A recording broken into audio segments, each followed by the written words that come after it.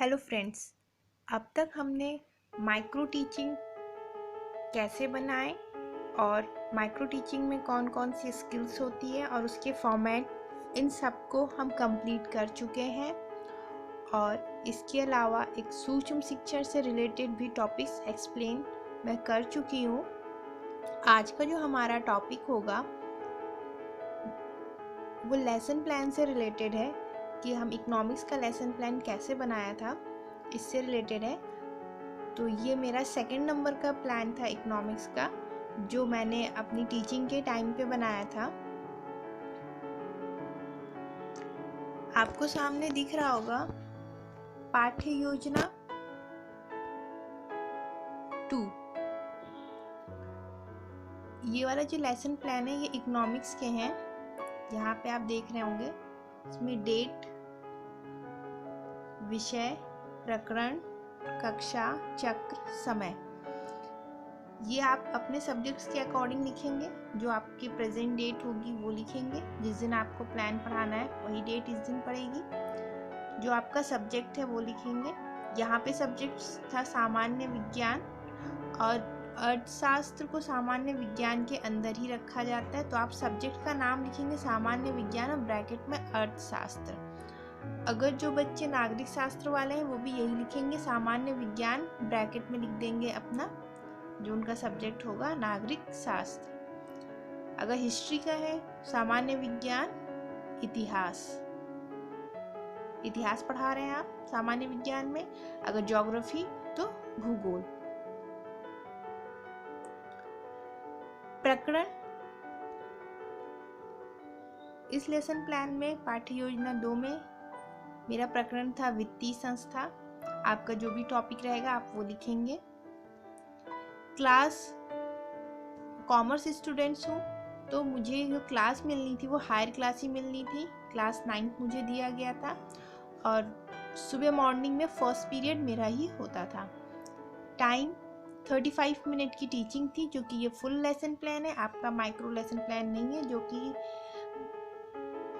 कि micro lesson plan 5 to 7 minute में ही हो जाती है, लेकिन फुल लेसन प्लान आपका 35 मिनट का क्लास होता है।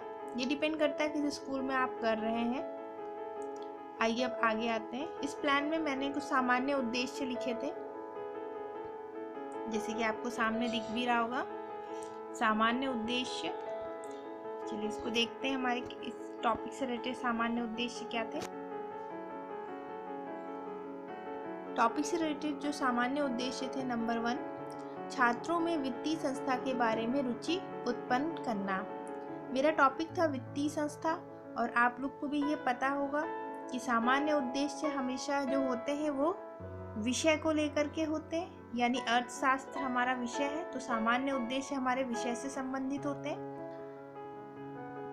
छात्रों को वित्तीय संस्था के बारे में रुचि उत्पन्न करना, छात्रों में वित्तीय संस्था के महत्व एवं नियमों से अवगत कराना, छात्रों को ये बताना कि वित्तीय संस्था का हमारी डेली लाइफ में क्या इम्पोर्टेंस है, वित्तीय संस्था के क्या नियम हैं, इन सब को बताना। ये मेरे सब्जेक्ट्स का उद्देश्य था। छात्रों में अर्थशास्त्र विषय के प्रति रुचि बढ़ाना। इकोनॉमिक्स, अब मैंने ये कहा था कि सामान्य उद्देश्य हमारे सब्जेक्ट से रिलेटेड होता है, तो ये लाइन हमारी मैंने इसीलिए लिखी यहाँ पर कि छात्रों में अर्थशास्त्र विषय के प्रति रुचि बढ़ाना। अपने सब्जेक्ट्स में बच्चों का इंटरेस्ट डेवलप कराना भी हमारा एक सामान्य उद्देश्य होता है, और ये सामान्य उद्देश्य हमारा सबसे पहला होता है। यानी कि हमारी फर्स्ट प्रायोरिटी हमेशा यही रहती है कि बच्चा हमारे सब्जेक्ट्स में इंटरेस्ट ले।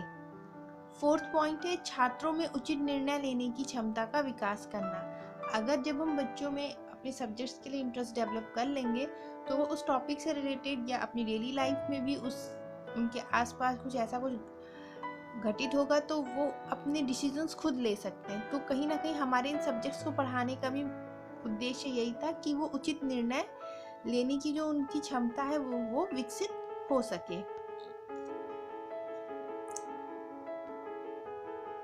फिर लेसन नंबर 2 पाठ्य योजना 2 में हमारे विशिष्ट उद्देश्य क्या थे। विशिष्ट उद्देश्य मैंने आपको बताया है कि विशिष्ट उद्देश्य हमेशा हमारे टॉपिक से रिलेटेड होते हैं। आइए देखते हैं विशिष्ट उद्देश्य क्या क्या थे।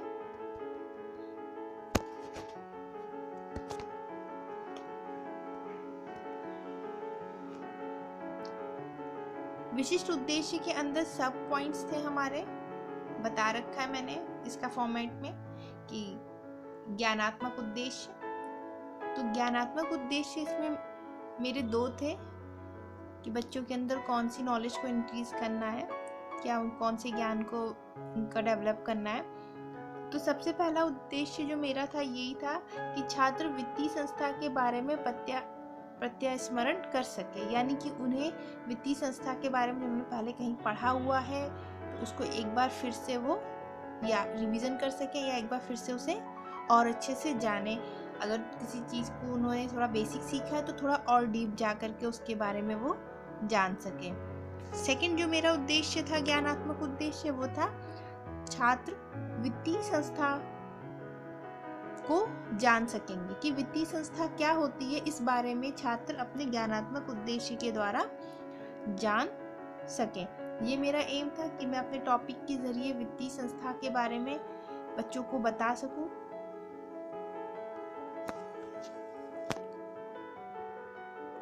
अब आप जब क्लास में एंटर करेंगे, अब मैं बताऊंगी इस पेज में से आपको क्या क्या, जब क्लास में एंटर करेंगे तो उस समय क्या करना है आपको। फर्स्ट तो इतना तो आपका पूरा जो प्रैक्टिकल फाइल है आपकी फुल लेसन प्लान की, ठीक है, माइक्रो लेसन प्लान की नहीं, फुल लेसन प्लान की, तो उस फाइल का जो पेज है वह, यानी फाइल पे आप बिल्कुल ऐसे ही बनाओगे जैसे यहाँ सामने आपको बना हुआ दिखाई दे रहा है। अब इसमें क्या क्या चीज़ें आपको वहाँ क्लासरूम में करनी है उसमें मैं आपको बताती हूँ। जब आप क्लास में एंटर करोगे तो एंट्री करते ही आप बच्चों को गुड मॉर्निंग, गुड इवनिंग, जो भी है आप जिस टाइम पे आप एंटर कर रहे होगे आप वो करोगे, उनको विश करोगे, फिर क्लास में उनको बैठने के लिए कहेंगे। उसके बाद आप अपना ब्लैक बोर्ड चेक करेंगे कि ब्लैक बोर्ड में ये सारी एंट्रियाँ फिल हैं कि नहीं, ठीक है। ब्लैक बोर्ड में आपको कौन सी चीज़ मेंटेन रखनी है, जैसे ही आप क्लास में जाएंगे तो आप ब्लैक बोर्ड में सबसे पहले तो डेट अपनी चेक कर लेंगे कि सही पड़ी है या नहीं। चाहे आप फाइनल टीचिंग कर रहे हो चाहे पर डे टीचिंग कर रहे हो, आपकी जिम्मेदारी है कि आप अपनी डेट खुद ही चेक करें, क्योंकि उस वक्त क्लास में आप मौजूद होंगे, आपके पहले वाला टीचर नहीं रहेगा, ठीक है। तो आपकी डेट सही होनी चाहिए, क्लास प्रॉपर सही से पढ़ा होना चाहिए। चक्र आपका पीरियड नंबर तो चेंज होगा, जैसे ही आप जाओगे आप पीरियड नंबर भी चेंज कर दोगे, टाइम सेम रहता है लेकिन फिर भी चेक ज़रूर करिएगा। विषय आप अपना लिखेंगे, ठीक है। प्रकरण सिर्फ हेडिंग डालेंगे और उसको ब्लैक बोर्ड पे नहीं लिखेंगे। अभी सिर्फ प्रकरण की हेडिंग पड़ेगी, उसको ब्लैक बोर्ड में आप नहीं लिखेंगे। बच्चों को बिल्कुल नहीं बताएंगे कि आप क्या पढ़ाने वाले हो, ठीक है, वो आपको बच्चे से निकलवाना है, ठीक है। इतना क्लास में एंट्री करते ही आपको ये चीज़ प्रॉपर मेंटेन करनी है। उसके बाद आप ये सब वहाँ पे कुछ नहीं कहेंगे, ठीक है, ये सिर्फ आपकी कॉपी में होगा, पर वहाँ आपको इसका कुछ नहीं बोलना है, ठीक है, इस बारे में कोई बात नहीं करनी वहाँ पर। ये भी आपका सिर्फ कॉपी का वर्क है, सिर्फ आपकी फाइल में होगा, आप वहाँ पर इस बारे में कुछ नहीं कहेंगे। नेक्स्ट, अब इस पेज को थोड़ा जानते हैं, फिर मैं बताऊंगी कि क्लास में इतना मेंटेन करने के बाद, इतना सब मेंटेन करने के बाद क्या करेंगे वो मैं आपको बताऊंगी। तो पहले नेक्स्ट पेज जान लेते हैं क्या है। इसके नेक्स्ट पेज में आप देखेंगे कि हेडिंग्स पड़ी हुई है, बोधात्मक उद्देश्य, सहायक सामग्री और पूर्व ज्ञान। आइए जानते हैं बोधात्मक उद्देश्य में क्या था। जब मैं ये वाला टॉपिक पढ़ा रही थी वित्तीय संस्था, तो मेरे बोधात्मक उद्देश्य क्या थे। बोधात्मक उद्देश्य मेरा ये था कि छात्र वित्तीय संस्था के विषय में उदाहरण प्रस्तुत करेंगे। जब मैं बच्चों को वो टॉपिक फिनिश करा दूंगी, टॉपिक जब मेरा कंप्लीट हो जाएगा वित्तीय संस्था, तो बच्चे वित्तीय संस्था से रिलेटेड एग्जाम्पल्स बता पाएंगे। मतलब हमें उन्हें ऐसे पढ़ाना है कि उनकी ये वाली स्किल डेवलप हो जाए, उदाहरण प्रस्तुत करने की। नेक्स्ट है, छात्र वित्तीय संस्था की व्याख्या कर सकेंगे। टॉपिक फिनिश होने के बाद बच्चे खुद से ही वित्तीय संस्था क्या है, कैसे काम करती है, इन सब को वो खुद ही एक्सप्लेन कर पाएंगे, उनके खुद के वर्ड्स होंगे। ठीक है, जब हम कोई चीज़ सीख लेते हैं टीचर से, तो हम टिकटो वही चीज़ नहीं बोलते हैं जो हमारी टीचर्स ने हमें बताया होता है। हम कुछ उसमें अपना भी नॉलेज इंक्लूड करते हैं कि हमें जितना कुछ समझ में आया, जितना हमने अपनी प्रैक्टिकल लाइफ में सीखा, जितना हमने टीचर से सीखा, उन सब को सीखते सीखते हम एक नई थ्योरी बना देते हैं। तो बच्चे भी यही करते हैं, जो टॉपिक हम पढ़ाएंगे उसमें हमारी नॉलेज, उसके बाद अपना एक्सपीरियंस और खुद की राय ऐड करते ही उस टॉपिक्स को बहुत अच्छे से वो एक्सप्लेन कर लेते हैं। तो ऐसी ही नॉलेज हमें उन्हें देनी कि वो ये चीजें कर सकें। छात्र संस्था तथा उसके प्रकार को बता सकेंगे कि वित्तीय संस्था कितने टाइप्स की होती हैं, कितने टाइप की हैं। ठीक है, इन सब को बता सकेंगे कि संस्था क्या है, उसके प्रकार कितने हैं। इस लेवल तक के हमें उनका बोधात्मक ज्ञान बढ़ाना है। सहायक सामग्री। इकोनॉमिक्स के लेसन प्लान नंबर 2 को पढ़ाते समय मेरी जो सहायक सामग्री जो मैंने यूज़ की थी वो थी चॉक, टेस्टर, शैम्पट और चार्ट। इतने थे। चॉक हर टीचर के लेसन प्लान में चाहिए ही होती है उसको। टीचिंग कभी भी इसके बगैर तो कंप्लीट होती ही नहीं है, तो ये तो कॉमन है, मैंने पहले भी बता रखा है आप लोग को। चार्ट यहाँ पर मेरा TLM था।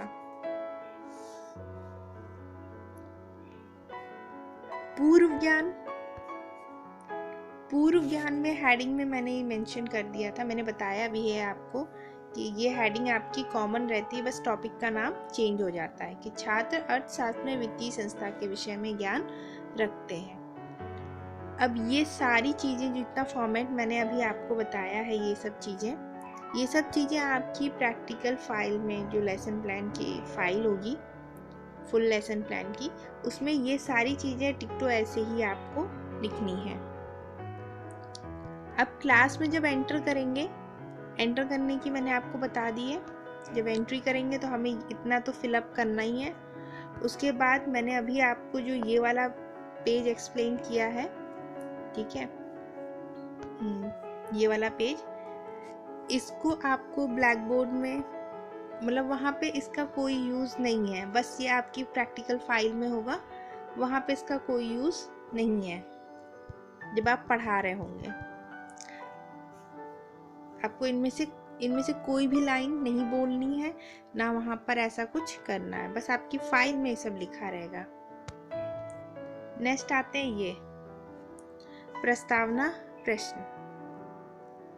थर्ड हेडिंग, इसमें जो हमारा थर्ड वो होगा वो है प्रस्तावना प्रश्न। सेंटर में आपको दिख रहा होगा इसमें कि इस पूरे पेज में आपको इंट्रोडक्शंस के क्वेश्चंस दिख रहे हैं। सामने आपको एक टेबल बनी हुई दिख रही है जिसमें क्रम संख्या, छात्र अध्यापक क्रिया और छात्र प्रतिक्रिया दिखाई दे रही है। उसके बाद उद्देश्य कथन। चलिए इसको थोड़ा सा समझते हैं।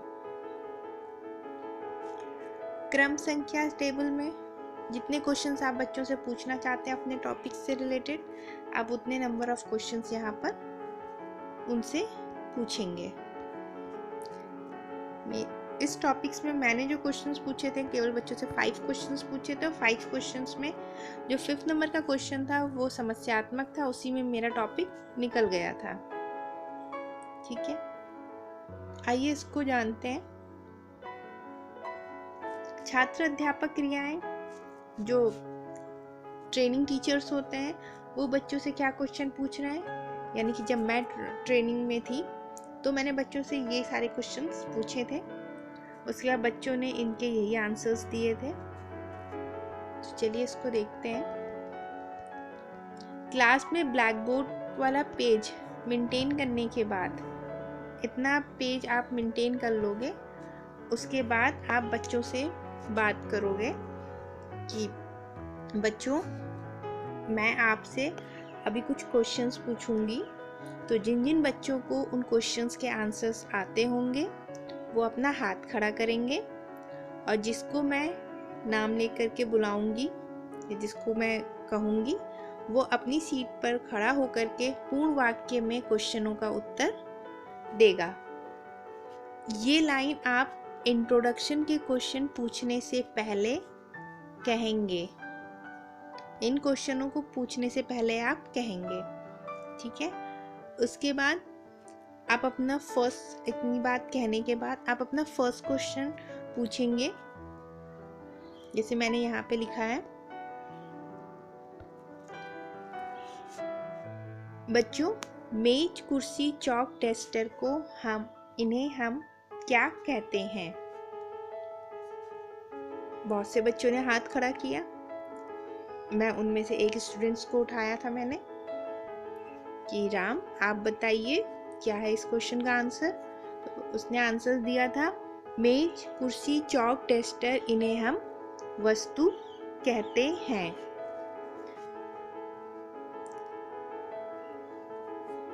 उसके बाद मैंने उसे बैठने को कहा, सिट डाउन। फिर मैंने अपना नेक्स्ट क्वेश्चन पूछा था, ये वस्तुएं हमें कहाँ मिलती हैं? दूसरे बच्चे को उठाया, उसका नाम लेते हुए आपको बच्चे को उठाना है। कभी भी बच्चे को उंगली दिखा करके या स्टिक दिखा करके या चौक दिखा करके नहीं उठाना है, बच्चे को उसका नाम बोल करके ही उठाना है। अब आप पूछेंगे कि हम तो पहली बार ही पढ़ाने जा रहे हैं या दूसरी बार ही जा रहे हैं, तो हमें तो पता होगा नहीं नाम क्या है, ठीक है, ये बात तो होती है। या तो आप बच्चों के अटेंडेंस रजिस्टर में ही देख लीजिए बच्चों के नाम, और एक दिन पहले अपनी क्लास से पहले मिलता है टाइम, तो आप अपनी क्लास के बच्चों के नाम जान सकते हैं। इनकेस कभी कभी हो जाता है कि सडनली क्लास चेंज मिल जाती है, लेकिन आपको वहीं पढ़ाना होता है, तो आप बच्चों को पहले ही कह देंगे कि मैं किसी आप बच्चे को कोई भी नाम दे करके बुलाएंगे, लेकिन इशारा ज़रूर कर देंगे। ये बात आप पहले से बच्चों को बता दीजिएगा, ठीक है। कभी कभी होता है ना कि नए बच्चे रहते हैं तो नाम नहीं पता होता है हम लोग को, तो आप पहले ही बता देंगे कि अगर हम किसी के बच्चे की तरफ इशारा करके कोई भी नाम लें तो प्लीज़ उठ जाइएगा। इतना जब आप ट्रेनिंग के टाइम पर बच्चे कोऑपरेट करते हैं, ठीक है। अगर आप अच्छे टीचर हैं तो बच्चे ज़रूर आपके साथ कोऑपरेट करेंगे, ठीक है। तो ये वाला क्वेश्चन पूछने के बाद मैंने बच्चों की तरफ से आंसर आया था कि ये वस्तुएं हमें दुकान में मिलती हैं। दुकान में हमें इन वस्तुओं के बदले हम क्या लेते हैं? दुकान में इन वस्तुओं के बदले हम क्या देते हैं? बच्चों ने आंसर्स दिया था, दुकान में हम इन वस्तुओं के बदले हम रुपए देते हैं। रुपए हमें कहाँ जमा करते हैं? रुपए हम कहाँ जमा करते हैं? बच्चों ने आंसर्स दिया, रुपए हम बैंक में जमा करते हैं। बैंक कैसी संस्था है? अब ये मेरा समस्यात्मक प्रश्न हो गया। क्लास में किसी भी बच्चे को इसका आंसर नहीं पता था, तो ये मेरा समस्यात्मक क्वेश्चन हो गया। जैसे ही मैंने ये क्वेश्चन पूछा कि बैंक कैसी संस्था है, प्रॉब्लम क्रिएट होगी क्योंकि बच्चों को आंसर्स नहीं पता था। 1-2 मिनट बाद मैंने खुद ही बच्चों को बताया कि बच्चों, बैंक एक वित्तीय संस्था है, और चलो आज हम अपने वित्तीय संस्था के विषय में अध्ययन का कार्य करेंगे। जैसे मैंने यहाँ पे भी बोलते हुए लिख रही हूँ ना, और फिर अंडरलाइन कर रही, एग्जैक्ट आपको भी ब्लैक बोर्ड की तरफ जाना है और ये अपना प्रकरण टॉपिक वहाँ पर लिखना है। ये चीज स्टेप है, आप देख रहे होंगे सामने लिखा हुआ है वित्तीय संस्था, अंडरलाइन किया हुआ है। सेम ऐसे ही आपको भी करना है। अब आप यहाँ पे देखेंगे क्वेश्चंस को ध्यान से, तो इस क्वेश्चन का आंसर आया वस्तु। वस्तु से फिर मैंने क्वेश्चन बनाया। यहाँ से आंसर आया दुकान। दुकान से हमने क्वेश्चन बनाया। ठीक है, इस दुकान का आंसर आया रुपये, और रुपये से मैंने यहाँ पे क्वेश्चन बनाया, और रुपए से फिर आंसर आया बैंक। बैंक से फिर क्वेश्चन बना, और क्वेश्चन हमारा फिर समस्यात्मक हो गया। एग्जैक्ट ऐसे ही एग्जैक्ट फॉर्म इंट्रोडक्शन में बनती है। ये तो हमने उनसे क्वेश्चंस पूछ लिया। ठीक है, उन्होंने आंसर्स दिया, हम हमारे फॉर्मेट के अकॉर्डिंग ये प्रोसेस ऐसे हुआ।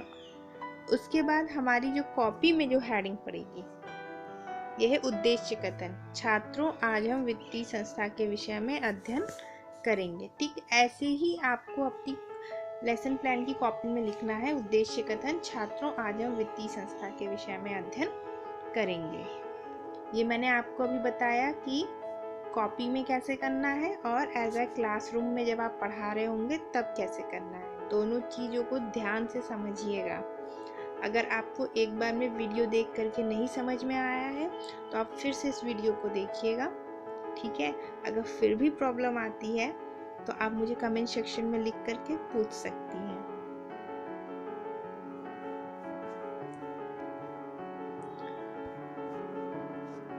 इसके बाद लेसन प्लान की फाइल में हमारा नेक्स्ट पेज है ये वाली टेबल बनाने का। ये टेबल कैसे बनानी है ये भी मैंने आपको बता रखा है उसके फॉर्मेट में ही। तो सीधे अपने टॉपिक पे आते हैं।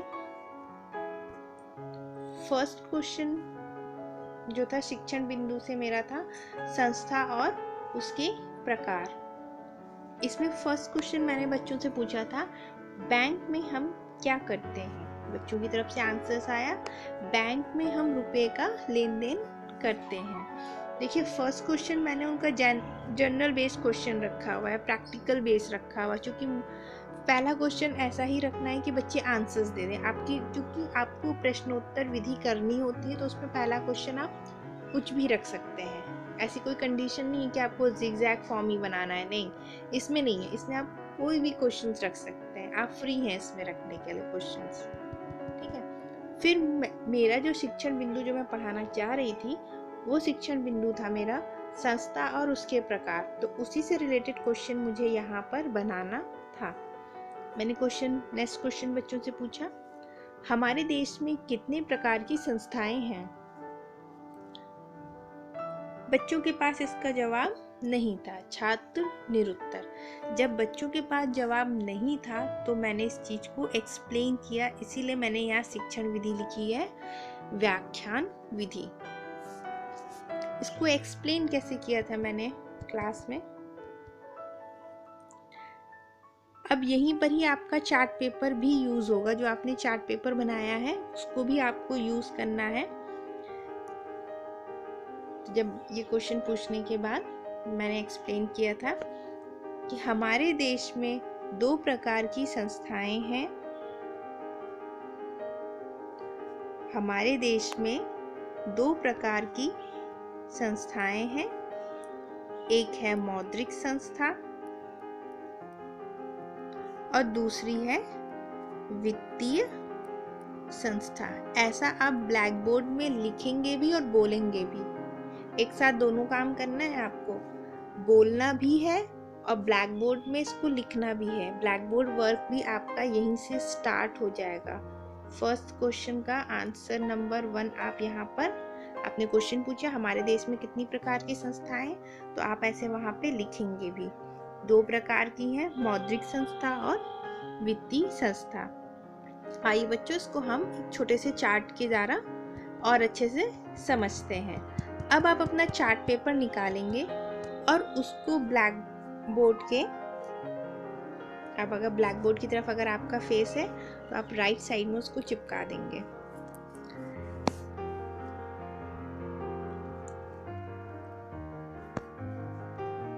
उसको चिपकाने के बाद आपका इसे चार्ट पेपर यहाँ पे आपको दिख रहा है, ऐसे चिपका देंगे। उसको चिपकाने के बाद आप स्टिक लेंगे और स्टिक के जरिए आप वहाँ पर समझाएंगे। चार्ट पेपर, ब्लैक बोर्ड, इसमें आप कभी भी अपने उंगली से या फिंगर से टच करके कोई भी चीज़ ना तो बच्चों को समझाएंगे ना कोई लाइन बताएंगे। इसके लिए स्टिक बनी होती है इसीलिए, और स्टिक को हमेशा लेफ्ट हैंड से पकड़ करके ही आपको बच्चों को समझाना है, क्योंकि अगर राइट हैंड से पकड़ेंगे तो आप ठीक से उसे एक्सप्लेन नहीं कर पाएंगे, ठीक है। और आपको पूरी क्लास से आपका आई कांटेक्ट भी नहीं रहेगा, इसलिए लेफ्ट हैंड से स्टिक से समझाया जाता है। स्टिक की तरफ आप इशारा करते हुए कहेंगे संस्था। आपको इस चार्ट पेपर में दिख रहा है एक संस्था है, और ये संस्था दो तरह की है, मौद्रिक संस्था, फिर स्टिक रखेंगे, वित्तीय संस्था। मौद्रिक संस्था वो होती है जो देश के लिए मुद्रा पूर्ति करती है। अब मुद्रा पूर्ति करती है यानी कि मौद्रिक मतलब हो गया आपका मुद्रा, और जब मौद्रिक का मतलब मुद्रा है तो यानी कि ये पैसे से रिलेटेड कोई काम करेगी। तो ऐसी संस्था जो पैसों से रिलेटेड होती है, यानी कि पैसों की कमी कहीं हो रही है, उनको, उन लोगों को अगर दे रही है पैसे, तो ऐसी संस्था को हम मौद्रिक संस्था कहते हैं। दूसरी संस्था जो आपकी होती है वो है वित्तीय संस्था। वित्तीय संस्था वो है जो लोगों को वित्त प्रदान करती है। नाम से आपको पता चल रहा है, वित्तीय मतलब वित्त प्रदान करने वाली संस्था, यानी कि उपभोक्ता को वित्त मतलब पैसा। अब पैसा जो होता है, अगर किसी इंसान को ज़रूरत है तो उसको तो वो चीज़ ज़रूरी चाहिए। अगर आपको खाने के लिए खाना बहुत ज़रूरी है, ठीक है, और आपके पास पैसे नहीं है, पर खाना तो आपको चाहिए ही चाहिए, क्योंकि आपको सरवाइव करने के लिए फूड तो चाहिए ही चाहिए। जब सरवाइव करने के लिए फूड चाहिए तो ये फूड हम किससे ले सकते हैं? पैसों से।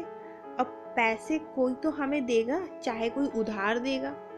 तो एग्जैक्टली वित्तीय संस्था यही काम करती है। अगर किसी इंसान को उसकी कोई ज़रूरत की चीज़ खरीदनी है तो उसको वो उधार में पैसे देती है, तो ऐसी संस्था को वित्तीय संस्था कहते हैं। जैसे आपको दिख रहा है कि हमने अभी आपको स्टोरी बताई थी कि एक इंसान है जिसको खाने की बहुत ज़रूरत है, लेकिन उसके पास पैसे नहीं है, तो पैसे के लिए वो कहीं से क्या करेगा? किसी से उधार लेगा, ठीक है। तो उसके लिए जो वो उधार जो दे रहा है वो उसके लिए क्या है? एक वित्त है, उसकी एक वित्तीय संस्था है, ठीक है। तो इस तरीके से आप उन्हें समझाएंगे ये चीज।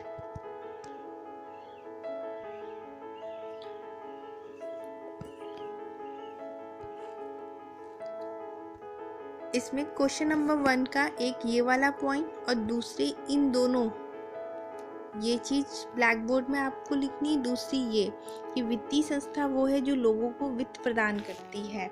जब आप वित्तीय संस्था, क्योंकि मौद्रिक तो फट से बच्चे समझ जाते हैं कि मुद्रा से होता है, ठीक है। चाहो तो आप मुद्रा की भी लाइन लिख सकते हो, ठीक है, ये आप पे डिपेंड करता है। लेकिन अगर वित्तीय संस्था की लाइन आप लिखना चाहते हैं कि वित्तीय संस्था वो है जो लोगों को वित्त प्रदान करती है, तो आप इसको लिखते हुए एक्सप्लेन करेंगे।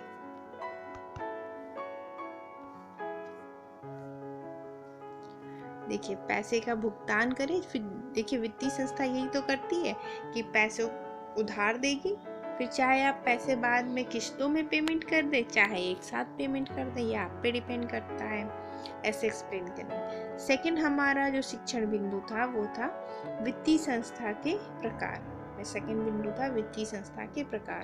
तो अब इस टॉपिक को पढ़ाने के लिए मैंने क्या किया था कि इतना करने के बाद मैंने तुरंत बच्चों से क्वेश्चन, सेकंड शिक्षण बिंदु का फर्स्ट क्वेश्चन पूछा था कि बच्चों, हम ऋण किससे लेते हैं? अपने स्टूडेंट्स को उसका नाम लेते हुए उठाया, उसने रिप्लाई दिया, हम ऋण बैंक से लेते हैं। फिर मैंने उससे तुरंत सेकंड उसको बैठने को कहा और अपना सेकंड क्वेश्चन पूरी क्लास में पूछा, वित्तीय संस्था कितनी प्रकार की होती है? इस क्वेश्चंस पे बच्चे छात्र, उनके पास कोई भी जवाब नहीं था, तो छात्र निरुत्तर, ठीक है। अब जब छात्र निरुत्तर तो हम एक्सप्लेन कर रहे हैं, और जब मैं एक्सप्लेन कर रही होंगी तो ये हमारी कौन सी हमने शिक्षण विधि यूज करी है, व्याख्यान विधि। और व्याख्यान विधि हम किसके द्वारा करेंगे, अपने TLM के द्वारा। जो मैंने चार्ट पेपर आपको पीछे दिखाया है, बिल्कुल उसी को यहाँ लेते हुए मैंने टॉपिक को एक्सप्लेन किया था।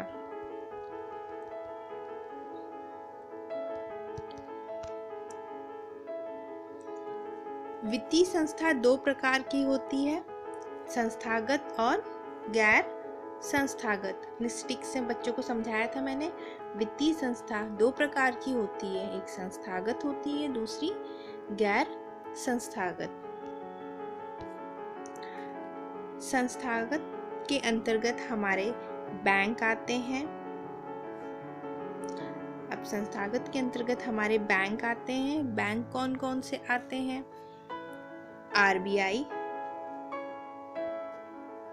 जितने भी कॉमर्शियल बैंक होते हैं, SBI हो गया आपका, PNB हो गया, ठीक है, बैंक ऑफ बड़ौदा हो गया। तो इतने सारे जितने भी कॉमर्शियल बैंक्स होते हैं वो सब संस्थागत संस्था है।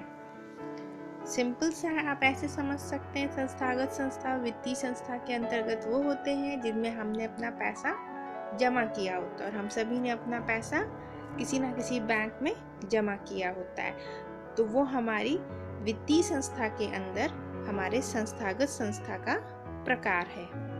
ऐसे टॉपिक्स को संस्थागत संस्था एक्सप्लेन किया, और इसके एग्जाम्पल्स को भी वहाँ पर आपको ब्लैक बोर्ड में लिखना है। जहाँ जैसी आएगा दूसरे टाइम सेकेंड टर्म्स में आप उसको तुरंत ब्लैक बोर्ड पर नोट डाउन करेंगे। जैसे आपको यहाँ पे दिख रहा होगा, वित्तीय संस्था दो प्रकार की होती, संस्थागत और गैर संस्थागत। गैर संस्था के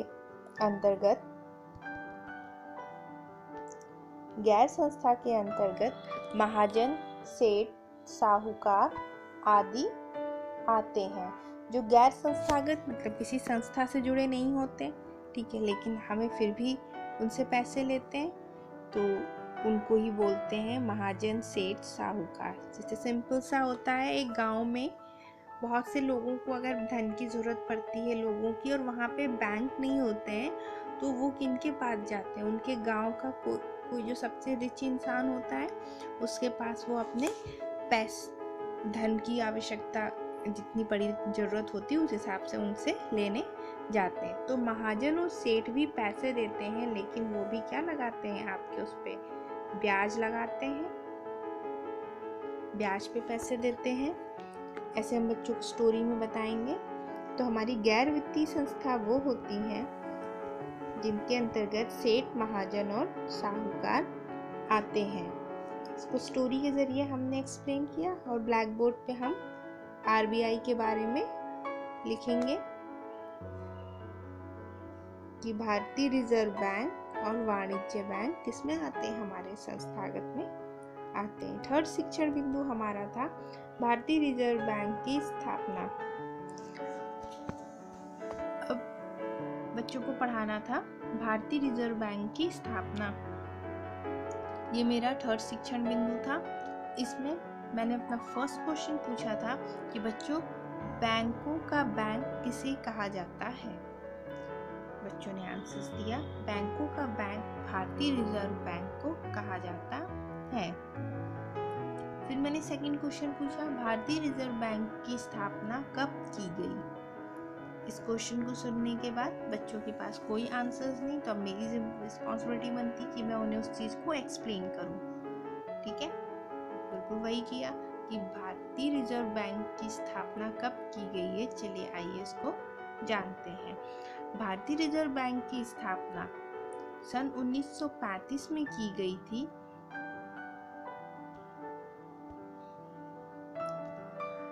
और जितने भी हमारे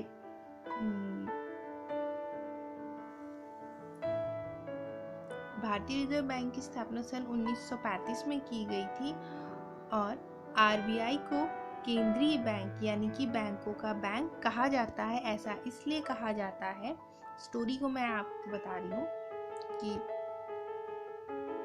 आरबीआई को बैंकों का बैंक इसलिए कहा जाता है कि जितने भी हमारे कॉमर्शियल बैंक होते हैं, ठीक है, उनको कौन से काम करने हैं कौन से नहीं करने हैं इसको कंट्रोल करता है आरबीआई। ठीक है, जैसे अगर आपके घर में सब लोग हैं, दादा दादी, पापा मम्मी भैया बहन सब रहते हैं, ठीक है, तो आप देखेंगे कि हमेशा दादाजी की बात को, आपके जो ग्रैंडफादर होंगे उनकी बात को कोई नहीं टालेगा, क्योंकि उन्होंने अगर एक बार कह दिया कि ये काम ऐसे होगा तो मतलब ऐसे ही करना है, चाहे वो सही हो या गलत हो, आपको वो करने, आपको उसमें उसके अपोजिट नहीं जाना होता है, क्योंकि उनका कहीं ना कहीं थोड़ा प्रैक्टिकल एक्सपीरियंस भी रहता है। ठीक है, उन्हें पता होता है, तो फिर चाहे मम्मी हो या पापा, कोई भी उसके खिलाफ नहीं जाता है, चाहे बच्चे हो। ठीक है, एग्जैक्टली यहीं पे भी यही फिलॉसफी, यही थ्योरी यहाँ पे भी लागू होती है कि कितने भी आपके, चाहे एसबीआई हो, चाहे पीएनबी हो, चाहे बैंक ऑफ बड़ौदा हो, कितने भी कॉमर्शियल बैंक हो, उनमें से कोई भी जो है आपके उस आरबीआई के अपोजिट नहीं जाएगा। अगर आरबीआई ने कहा कि इसे फाइनेंस करना है तो करना है, कोई भी काम ऐसे करना है तो उसे वैसे ही करना है आरबीआई के अकॉर्डिंग। तो इस तरीके से आरबीआई सारे कामों को नियंत्रित करता है, उन सबको नियंत्रित करता है। इतना काम हो जाने के बाद आपको इतना एक्सप्लेन कर दिया, और आपको मैंने ये भी बता दिया कि इसको कॉपी में अपने प्लानर वाली फाइल में ऐसे ही आपको बना के रखना है। आइए इसके बाद नेक्स्ट है हमारे, ये है बोधात्मक प्रश्न और श्यामपट्ट सारांश। मैंने आपको बीच में बताया था कि आप जो आप अपने इसमें लिखेंगे, लिखना चाहते हैं ब्लैक बोर्ड में, वो आप पहले से मतलब लिख के अपने ब्लैक बोर्ड फिल करते रहेंगे, जैसे यहाँ पे किया गया है ना। तो सेम यही चीज़ आप देखोगे कि मैंने वहाँ पे अपना जो छोटा सा ब्लैक बोर्ड बनाया है ना, उस पे भी किया है। ये देखिए ब्लैक बोर्ड वर्क, डेट, विषय, प्रकरण, क्लास, कक्षा, टाइम टू टाइम मैंने अप टू डेट रखा। क्वेश्चन नंबर 1, 2 प्रकार की संस्था जो वित्त प्रदान करती वित्तीय, ये तीसरा, ये चौथा। एक्सप्लेन किया और अपना ब्लैक बोर्ड भी वर्क वहां पर करती रही। ठीक है, तो इतना हो जाने के बाद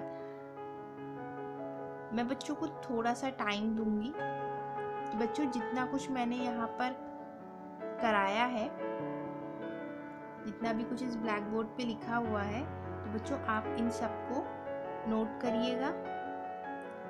और मैं बच्चों को नोट करने को कहूँगी और साथ में क्या करूँगी, निरीक्षण कार्य करूँगी। आपको नीचे हेडिंग दिख रही होगी, निरीक्षण कार्य।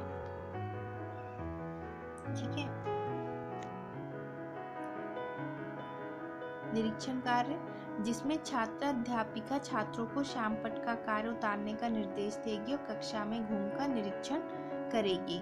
ठीक यही चीज किया। ब्लैक बोर्ड वर्क होते ही बच्चों को एक्सप्लेन किया। एक्सप्लेन करने के बाद मैंने बच्चों को ब्लैक बोर्ड वर्क उतारने को कहा और क्लास में राउंड लगाने लग गई। तो 2 राउंड्स में बच्चे नोट कर देते हैं। आप इतना लिखिएगा ब्लैक बोर्ड में, बहुत ज़्यादा मत लिखिएगा, नहीं तो आपको फिर ऊपर बोधात्मक क्वेश्चन भी पूछने होते हैं। ठीक है, 35 मिनट्स में आपको बोधात्मक भी पूछने होते हैं और एक्सरसाइजेस भी पूछनी होती है। अब जैसे बच्चे ब्लैक बोर्ड वर्क लिख लेंगे तो उसके बाद अब बच्चों से कुछ बोधात्मक क्वेश्चन पूछेंगे। आपने टॉपिक पढ़ाया है तो आपको ये तो जानना होगा कि बच्चों ने कितना समझा। तो अब बच्चों से कुछ बोधात्मक प्रश्न पूछेंगे। फर्स्ट क्वेश्चन मैंने बच्चों से पूछा, भारतीय रिजर्व बैंक कैसी संस्था है? फर्स्ट, अगर उन्होंने चैप्टर्स ध्यान से सुना होगा, समझा होगा, तो उसका आंसर देंगे।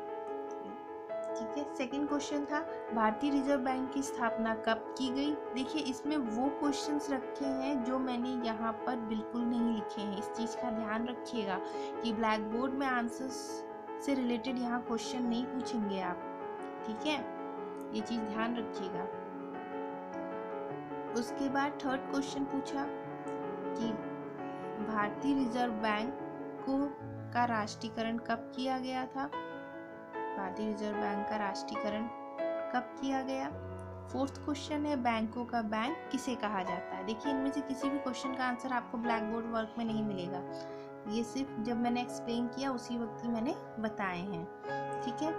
अब बच्चों से इतने बोधात्मक प्रश्न पूछेंगे, उसके बाद क्लास ये ब्लैक बोर्ड वर्क उतारने को कहेंगे और क्लास में राउंड लगाने लग जाएंगे। जब बच्चे पूछेंगे कि बच्चों आपने नोट डाउन कर लिया, बच्चे कहेंगे हाँ, तो हम उनसे अब कहेंगे अब मैं आपसे कुछ क्वेश्चंस पूछूंगी, ठीक है, पुनरावृत्ति प्रश्न। इसको जो आपका जो रोलर वाला ब्लैक बोर्ड होगा ना, आपका जो रोल करने वाला ब्लैक बोर्ड होगा उस पर आप उतार के ले जाएंगे। तो यहाँ पर आपको उस रोलर वाले ब्लैक बोर्ड में आपको क्या क्या पहले से फिल करके रखना है वो मैं आपको बता दूँ। जैसे आपका एक ये रोलर वाला अगर ब्लैक बोर्ड है, ठीक है, सपोज का ये रोलर वाला ब्लैक बोर्ड था, इसमें आप इतनी चीज़ तो फिल करके रखेंगे, ठीक है, अपने रोलर वाले ब्लैक बोर्ड में अपनी डेट दिनांक सब कुछ। सेंटर पे यहाँ पे लिख देंगे पुनरावृत्ति प्रश्न, और ये पुनरावृत्ति प्रश्न आपके जो भी है रिक्त स्थान, खाली जगह, ट्रू फॉल्स, उनको यहाँ पे लिख के रख देंगे। क्वेश्चन नंबर 1 2 3 ये रोलर वाला ब्लैक बोर्ड होता है, ये आप घर से मेंटेन करके ले जाएंगे। जैसे ही अपना चार्ट उतारेंगे उस तुरंत इसको लगा देंगे। तो आप चार्ट कब उतारेंगे, जब आप बच्चों को ब्लैक बोर्ड का काम उतारने को कहेंगे और राउंड लगा करके आएंगे तो अपने ब्लैक बोर्ड उतार देंगे। फिर बच्चों से पूछेंगे कि आपने श्याम पट कार्य उतार दिया, बच्चे कहेंगे हाँ, तो आप अपना रोलर बोर्ड खोलेंगे और वहाँ टांग देंगे। और उस रोलर बोर्ड में मैंने क्या क्या क्वेश्चंस लिखे थे वो मैं आपको बताती हूँ।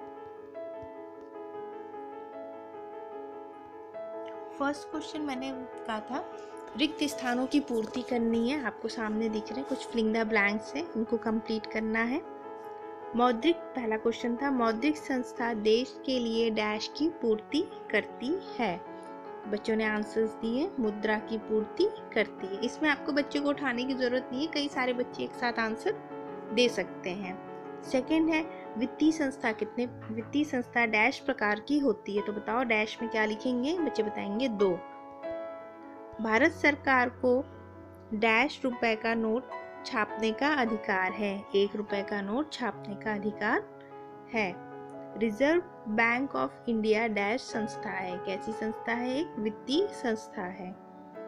इतना पूछने के बाद बच्चों को जो आपका ये वाला ब्लैक बोर्ड है दैट इसके स्पेस में कहीं साइड पे अगर जगह खाली होगी तो आप गृह कार्य हेडिंग डालेंगे और अपना होमवर्क वहाँ पे लिख देंगे कि बच्चों कल आप लोग भारतीय रिजर्व बैंक के बारे में लिखिएगा ना। क्लास वर्क करने के बाद जितना भी आपने इसे ब्लैक बोर्ड में लिखा हुआ है ना, इसको एक बार रफ जरूर कर दीजिएगा। इसको आपको रफ करके ही क्लास के बाहर आना है। तो ये मैंने आपको इसका फॉर्मेट के साथ साथ कैसे वहाँ पढ़ाना है ये भी एक्सप्लेन कर दिया है। नेक्स्ट वीडियो भी इसी से रिलेटेड होगा, एक फॉर्मेट लेकर आऊँगी, एक लेसन प्लान, उसको फॉर्मेट कैसे आपको वहाँ पढ़ाना है और क्या टॉपिक है, ठीक है। Thank you.